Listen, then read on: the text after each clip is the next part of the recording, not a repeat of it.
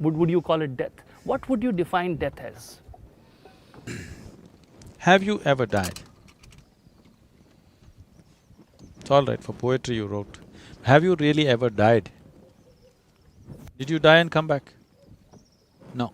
In your experience, no, isn't it? Did you ever see somebody who died and came back?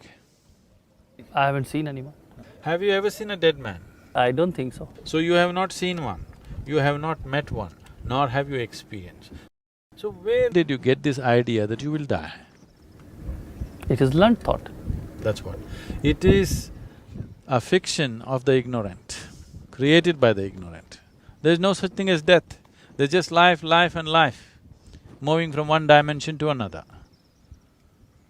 So only when people are ignorant and their vision of life and their perception of life is very limited to physical nature of the existence, then they will think of life and death.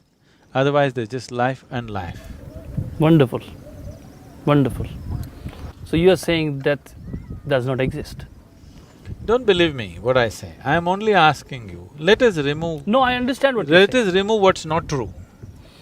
Let us not talk about No, truth. but if you forget philosophy and you see what you see, is that there was a person whom you could touch and feel? No, That person. there was a body that you could touch and feel. Many times desperately you tried to touch the being, but you never did.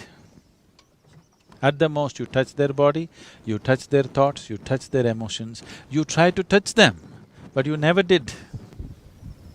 But you feel their absence when they are not there. Because a body is missing, a mind is missing, the chatter is missing, emotions are missing. That's what you're missing, you're not missing the being at all.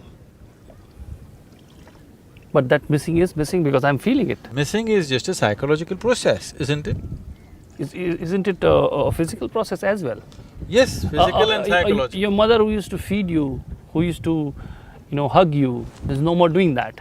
See, physically very easily we can replace things. It is the psychological and emotional factor which is irreplaceable because of the uniqueness of the psychological structure of that person and the uniqueness of the emotional relationship between those two people.